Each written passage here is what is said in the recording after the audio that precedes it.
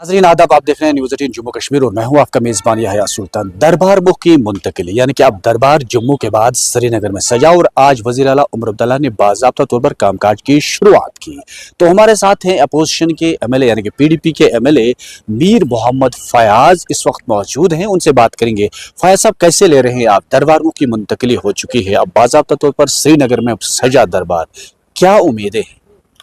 देखिए, बहुत अच्छी बात है कि ये जो दरबार वो आज 6 महीने के बाद 6 महीने जम्मू में रहता है और 6 महीने जो है ये पहले से एक परंपरा है, ये आज की नहीं है। तो बीच में इसमें थोड़ा बहुत आपको भी पता है कि वो कुछ वजूहात की बिना पे जो है दरबार मुख की मुंतकिली जो है वो नहीं हो रही थी। तो बहरहाल सरकार बनने के बाद इन्होंने ये फैसला लिया, बहुत अच्छी बात है। तो उम्मीद यही है कि जो हमारी सरकार यहाँ पे है, आज दरबार मुख खुलने के बाद खासकर कश्मीर सूबे में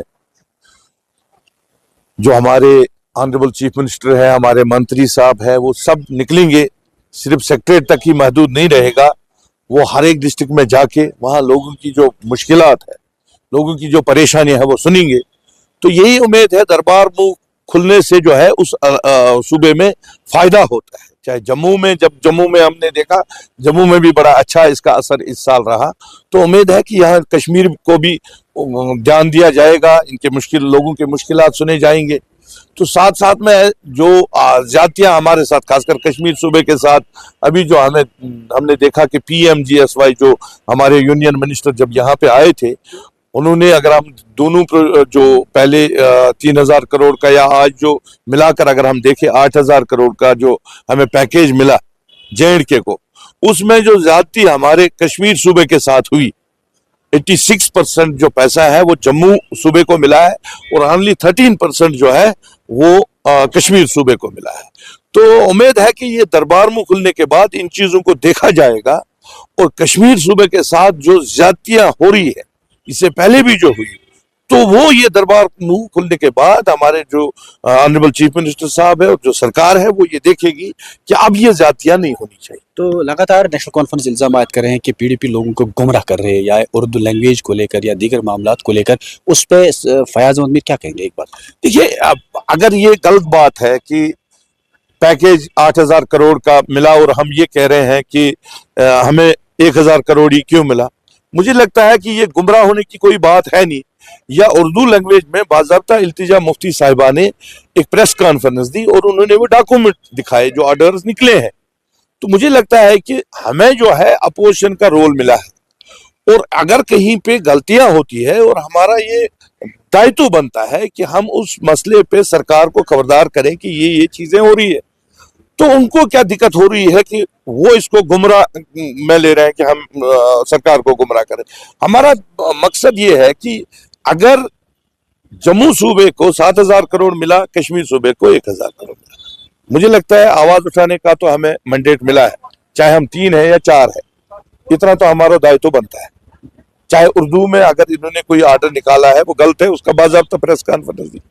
तो इस पे जो है अगर इनको लगता है कि हम गलत करें और हमें कोई बताया ही नहीं, तो उस गलतफहमी में ये ना रहे। आपको क्यों लगातार वो कह रहे हैं कि इन्होंने राज्यसभा में जो है बीजेपी के हक में वोट दिए हैं, आप उसको कैसे ले रहे हैं? क्योंकि उस वक्त कहा जा रहा है कि आप उस वक्त नेशनल कॉन्फ्रेंस से मिले, फिर उसके बाद अब ये इल्जाम लग रहा है पीडीपी पर, इसमें कोई हकीकत है या कोई सियासी पलटवार? देखिए, ये इस वक्त जो है, चूंकि जो ये कर रहे हैं, चाहे वो ये पैकेज का मसला है, चाहे उर्दू का मसला है, ये चाहते हैं कि इस मसले को हम डाइवर्ट करके उस साइड में ले लें।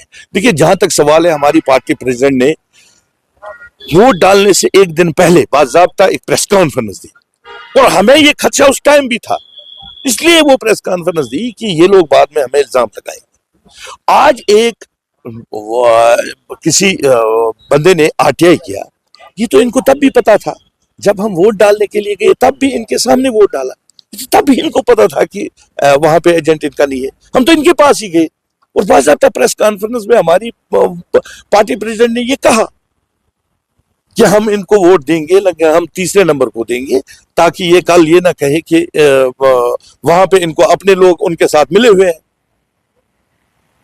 तो ये कल को हमारे ऊपर इल्जाम लगाए। और वही आज इनको 3 महीने के बाद बहाना क्या है कि वहां इनका एजेंट नहीं था, ये उनको तब भी पता था, इनके सामने ही तो वोट डाले, इनके भी एजेंट वहीं थे, तब भी इनको ये चीज बात एक एक चीज पता थी इनको।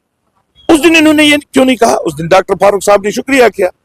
आज 3 महीने के बाद ये कह रहे हैं ये बहाना है इन चीजों को डाइवर्ट करने के लिए, और इन चीजों का जवाब इनको देना पड़ेगा। जो उमर अब्दुल्ला साहब ने लोगों के साथ वादे किया इलेक्शन से पहले भी इन्होंने पीडीपी के ऊपर बहुत सारे इल्जामात लगाए और लोगों को जासा देने में ये कामयाब हो गए। 50 सीटें इन्होंने ले ली, अब सरकार बनी। अब जो आपने कहा है वो करो, हम तो वही कह रहे हैं।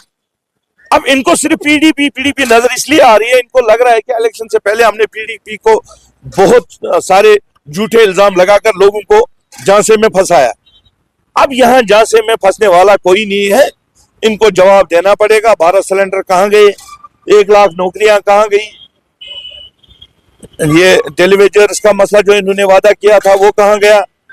200 यूनिट बिजली कहां गई? तो ये सारी चीजों का जब इनको जवाब देने का टाइम आता है, इनको वही लगता है कि इलेक्शन से पहले जैसे हमने पीडीपी को बदनाम किया, आज फिर वही लोग सुनेंगे। अब लोग ये सुनने वाले नहीं है, इनको जवाब देना पड़ेगा। एक एक चीज का नेशनल कॉन्फ्रेंस को जवाब देना पड़ेगा।